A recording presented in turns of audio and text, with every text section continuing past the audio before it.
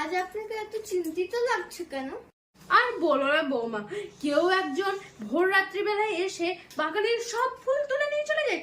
আজ ভাবছি রাত জেগে দেখবো কে বাগানের সব ফুল তুলে নিয়ে যায়। আপনি কেন রাত জাগবেন? আমি আছি তো, আমি রাত জাগবো। আমি রাত জেগে দেখবো কে ফুল চুরি করে নিয়ে যাচ্ছে। তুমি পারবে? আপনি নিশ্চিন্তে থাকুন। তবে তাই করো।